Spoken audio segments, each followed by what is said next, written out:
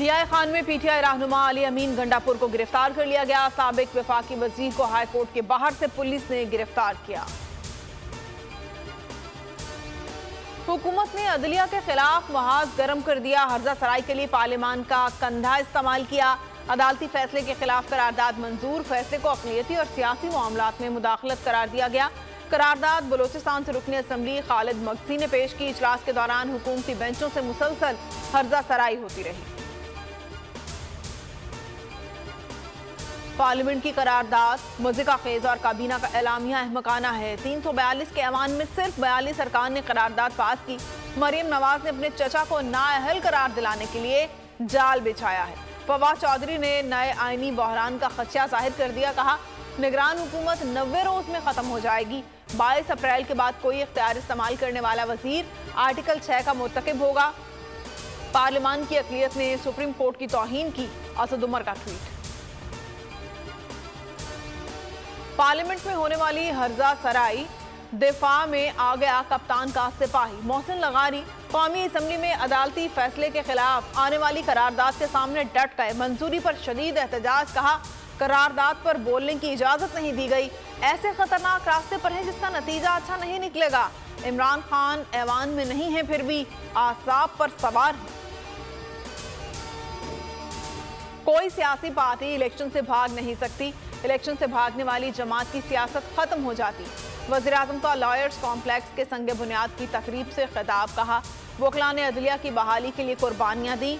मौका है हमें ठंडे दिल से मुल्क की मुफाद में सोचना चाहिए। आर्मी चीफ का एलओसी पर अगले मोर्चों का दौरा। एसपीआर के मुताबिक जनरल आसिम मुनीर को ऑपरेशनल तैयारियों पर ब्रीफिंग दी गई।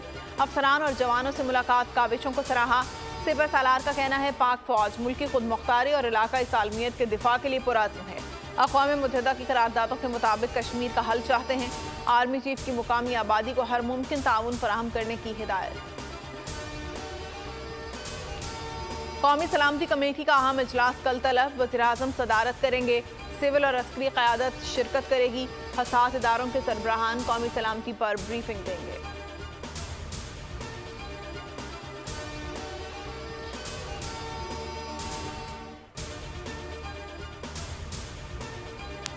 हेडलाइंस आपने मुलाहिजा किया। अगर आपको ये वीडियो पसंद आई है तो हमारे चैनल को सब्सक्राइब करें और बेल आइकन को प्रेस करें। तो नजर आ रहा है सामने लिखा हुआ है जुल्म मिटने के लिए। दो चीजों से मिटेगा भाई। एक, अदल की कुर्सी पे जो लोग बैठते हैं ना, वो अदल के हिसाब से फैसले करने लगे। दूसरा, कौम निकल खड़ी उस जुल्म के खिलाफ, तो जुल्म खत्म हो जाएगा। या इन दोनों में से कोई एक चीज हो जाए या दोनों हो जाए। अगर 420 का मुकदमा था, उस वक्त अदलिया में जो लोग बैठे हुए केस देख रहे थे, वो पूछते ना, यार चीट हुआ कौन है। जब उनको दिखता कोई चीट नहीं हुआ, केस खत्म कर देते। तो जालिम जुल्म कर ही नहीं पाता। 9 जजेस ने नोट बिफोर किया मेरे केस को यार, 1.5 साल चला। शख्सी जमानत का केस, सेम केस इस्लामाबाद में कर दिया। एक ही इल्जाम पे 2 केस हो नहीं सकते भाई।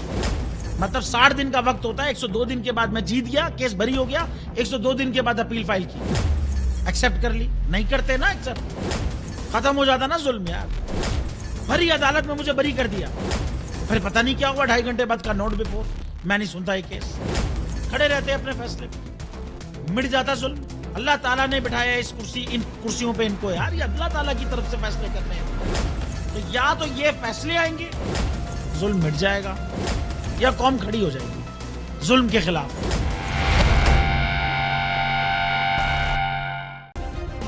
सब्सक्राइब करें और बेल दबाएं ताकि कोई खबर रह न जाए।